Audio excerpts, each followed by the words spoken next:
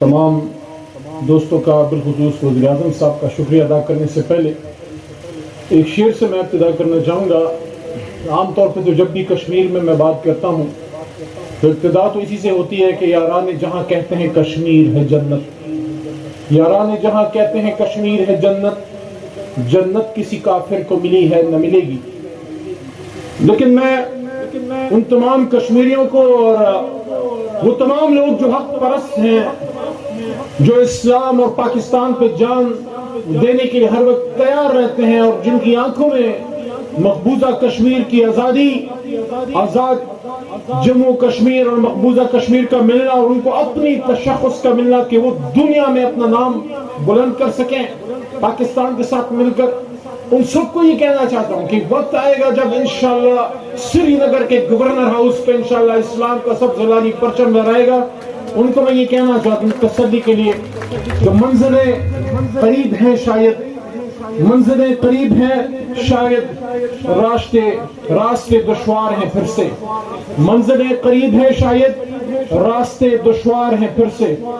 تو مسلمان جس طرح قائد اعظم فرمایا کرتے تھے کہ مصیبت سے گھبرایا نہیں کرتا، میں سب سے پہلے تو وزیر اعظم آزاد جموں کشمیر سردار قیوم خان نیازی صاحب آپ کا بہت شکر گزار ہوں۔ آپ نے مجھے یہاں دعوت دی اور کشمیر تو جب بھی بلاتا ہے، یہ تو آزاد کشمیر کے وزیر اعظم کا حکم تھا، آپ کی درخواست میرے لیے حکم کا درجہ رکھتی ہے۔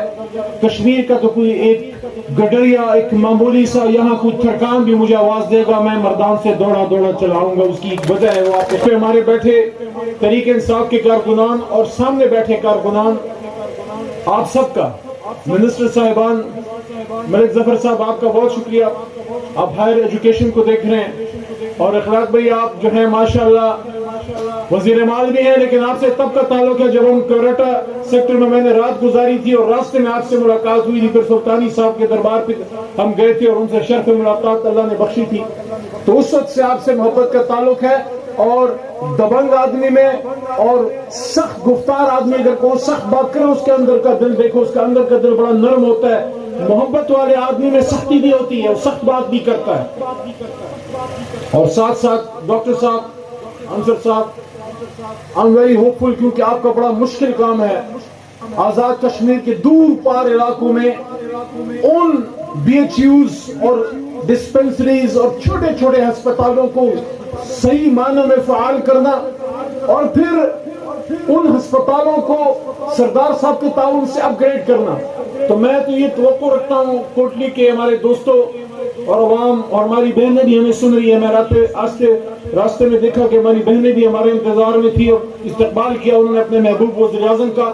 تو راجہ قیوم صاحب، آپ کی جو شمولیت ہے، جو جوائننگ ہے پاکستان تحریک انصاف میں، یہ اس کوشش کا شاخ سانہ ہے کہ آج اگر اس آزاد کشمیر میں پاکستان تحریک انصاف کا ایک سپاہی، ایک درویش، صرف ایک ملنگ آدمی وزیر اعظم ہے، تو وہ ہمارے کوٹلی کے ملک نثار صاحب جیسے دوستوں کا، فیصل بھائی جیسے دوستوں کا، راجہ سپتین جیسے دوستوں کا، سبیل بھائی آپ جیسے دوستوں کا، ورکروں کا، اور سائیں یہاں پہ کھڑا ہے آپ جیسے کارکنوں کی بدولت آج اسٹیج پہ ہمارے تحریک انصاف کی یہ جو لوگ ہیں ہمارے ماشاءاللہ یہاں پہ منسٹر اور وزیر اعظم بنے۔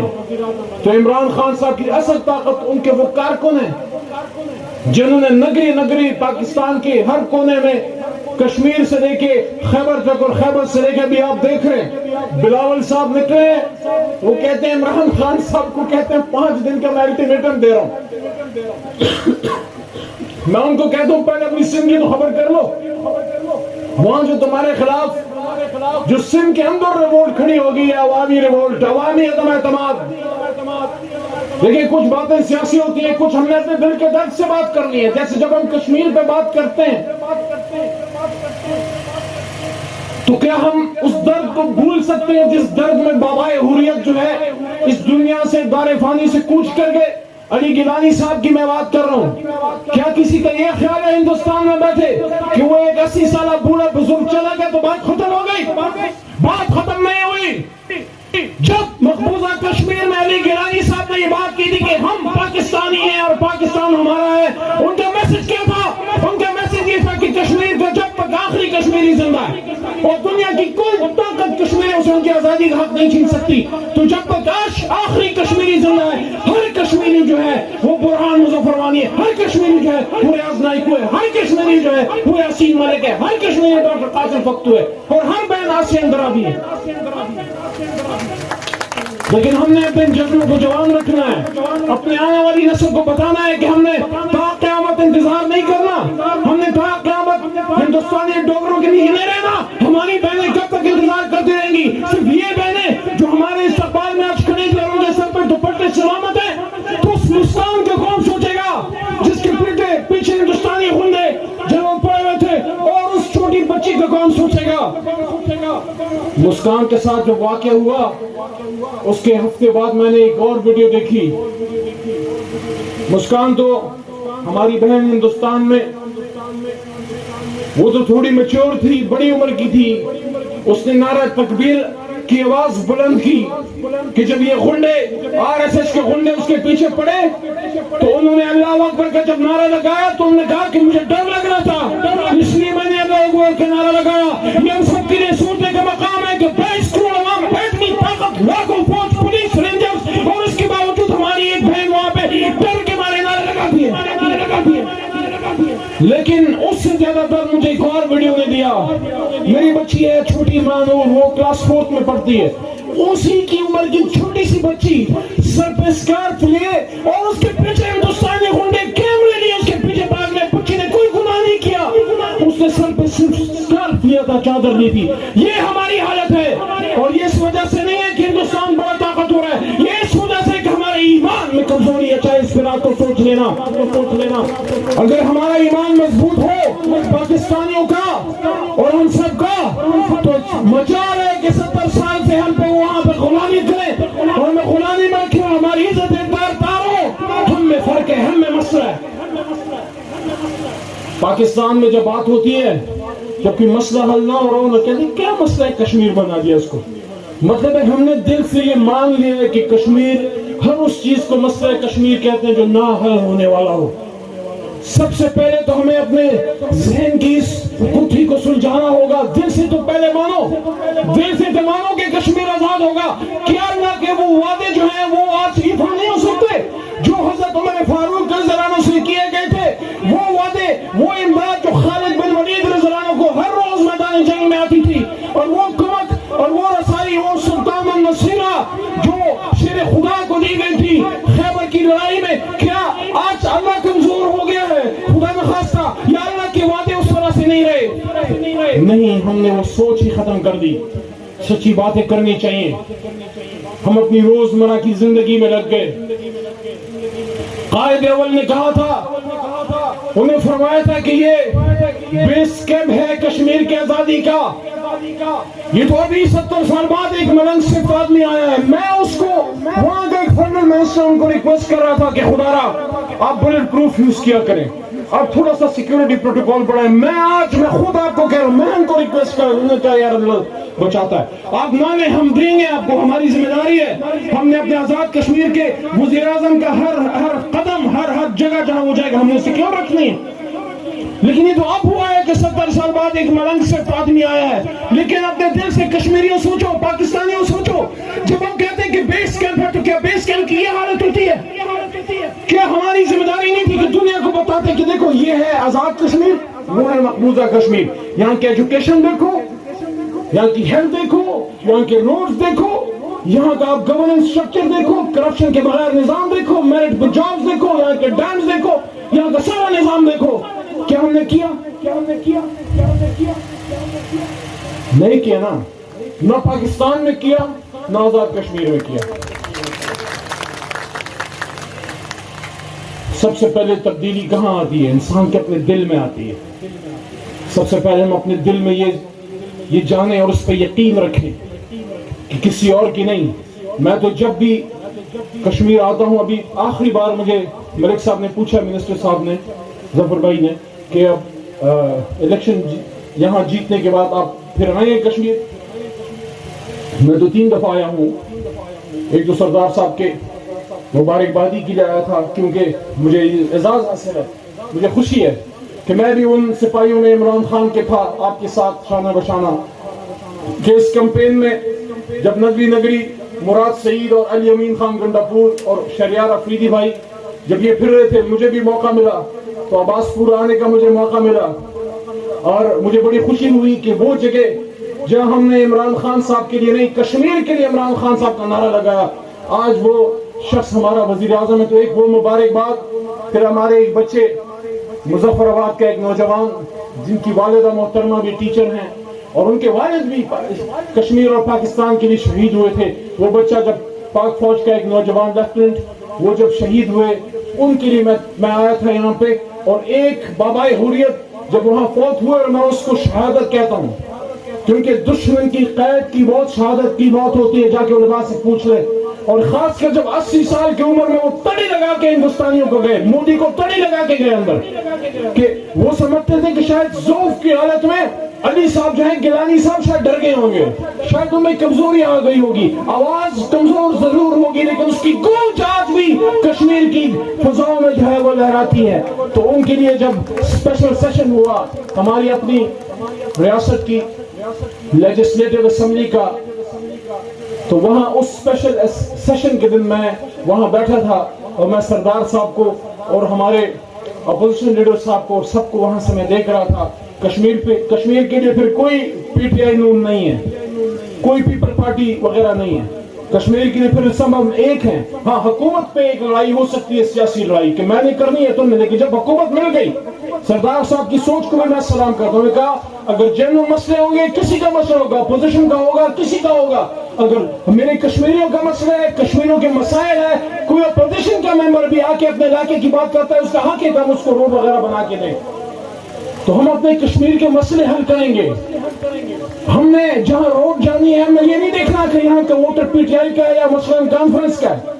ہم نے جا کے اس کو روڈ دینی ہے. یہ جو ابھی 2 بڑے ٹنلز کا اعلان کیا گیا ہے لیپا کا اور لوہاری کا آپ کو پتہ کتنے پیسوں کے 55 ارب کا ابھی مجھے ملک صاحب نے بتایا لوہاری ٹنل ہے اور یہ کتنا بڑا پروجیکٹ ہے سیدھا میں جی ٹی سے کنیکٹ کر دے گا. اور ساتھ ساتھ جو لیپا کا ہے وہ 45 ارب کا میرے خیال میں پروجیکٹ ہے. سردیوں میں اوپر سے برفیں پڑتی ہیں آپ کے راستے بند ہو جاتے ہیں you have to go through Halley copter کی بجائے اب آپ لیپا ٹنل سے جائیں گے 45 ارب کا جو پروجیکٹ ہے. ساتھ ساتھ جو ہمارا یہ جو روڈ ہے آئی تھنک ریشم روڈ ہے آئی تھنک شرائع کشمیر یہ تقریباً 10 ضلعوں کو جو ہے یہ کنیکٹ کرے گا. اللہ تعالیٰ کی کرم سے 10 ضلعوں کو کنیکٹ کرے گا. شرائع کشمیر 180 سے 200 ارب کی تقریباً یہ پروجیکٹ ہے 180 سے 200 ارب کا 10 ضلعوں کو کنیکٹ کرے گا. نیلم سے ڈمبر تک ڈائریکٹلی آپ جا سکیں گے. یہ ہے تبدیلی جو آ رہی ہے انشاءاللہ. سب سے پہلے میں سمجھتا ہوں کہ مدینہ المساجد کے جو شہری ہیں ہمارے دوست آپ کو تو خوش اس لیے ہونا چاہیے کہ سیاست آپ کے بگ سٹی کے نام پہ لوگوں نے 30 سال سے کی اور یہ ملنگ آدمی کو دیکھو آج کے ساتھ ہی پہلے 3-4 مہینوں کے اندر اعلان بھی کر دیا نوٹیفیکیشن بھی جاری ہو گئی. آج کوٹلی جو فورٹریس ہے جو قلعہ ہے کشمیر کا آج بگ سٹی ہے الحمدللہ. تو یہ ان سب لوگوں کا میسج ہے جو آپ ہی کے ووٹوں سے سنگھاسن پر بیٹھا کرتے تھے جن کے اپنے بینک اکاؤنٹس تو بڑھتے تھے جن کے اپنے اکاؤنٹس تو بڑھتے تھے پراپرٹیاں بڑھتی تھی کاروبار بڑھتے تھے. گھٹتا تھا تو کشمیری کا بینک بیلنس گھٹتا تھا نہیں ہوتا تھا تو کشمیری کا کام نہیں ہوتا. آج 7 سے 9 بجے ہر روز 7 سے 9 بجے میرے ملک کا وزیر اعظم میرے کشمیر کا وزیر اعظم فون پہ ہر پاکستانی کے لیے اویلیبل ہے. میرے پاکستان کا وزیر اعظم فون پہ پاکستانی کے لیے اویلیبل ہے. پی ایم پورٹل پہ ہر پاکستانی کشمیری بھی میرے پاس جو پی ایم گریونسز ہوئی ہیں آپ کشمیری مجھے بھی پی ایم کے نام پر ڈائریکٹ لیٹر لکھ سکتے ہیں اس پہ ہم ایکشن لیتے ہیں. تو آپ کا وزیر اعظم چاہے پاکستان کا عمران خان صاحب ہو یا آپ کے اپنے وزیر اعظم ہو کشمیر کے آپ کے لیے انگلیوں پہ فون پہ ایکسیسیبل ہے. کیا یہ تبدیلی نہیں ہے کہ آپ فون ملاتے ہیں آپ کا وزیر اعظم صاحب کہتے ہیں وہ کہتے ہیں ہیلو. میں جب ان کی مبارکباد دینے گیا تو کھانے پہ کوئی مرغن غذائی نہیں تھی. دال کی مزیدار سی اور چاول اور ایک دیسی چکن. نہ یہ بناسپتی فارمی ہے نہ یہ فارمی چکن پسند کرتے ہیں. دیسی آدمی ہے دیسی چکن پسند کرتے ہیں. تو سادہ سا پروگرام تھا. میں آپ کو دل کے درد سے یہ کہنا چاہتا ہوں اور بڑی جو میرے حساب سے بصیرت ہے اس کے حساب سے کہنا چاہتا ہوں. یہ جتنے نوجوان میرے سامنے یہ بیٹھے ہیں میرے پرانے دوست یہ سارے ادھر بیٹھے ہیں آپ کے ساتھ کشمیر آتا رہا ہوں میں. میں آپ کو یہ کہنا چاہتا ہوں آپ کی زندگی میں نہ یہ جوانی دوبارہ آنی ہے اور نہ آپ کو دوسرا لیڈر ملنا ہے. خوش قسمت وہ نسل ہوتی ہے جن کو اپنی 40 50 60 سال زندگی میں کوئی بڑا لیڈر مل جائے. پاکستان کی خوش قسمتی کہ 47 میں جناح ملا قائد اعظم, 20 میں بھٹو ملا جس نے آپ کو ایٹم بم اور ختم نبوت کی قرارداد اور ساتھ ساتھ آئین دیا اور اسلامک پین اسلامزم پہ بات کی. نہیں رہے وہ کیونکہ انہیں بڑی طاقتوں کو چیلنج کیا اور اب آپ کو 50 سال بعد عمران خان ملا ہے.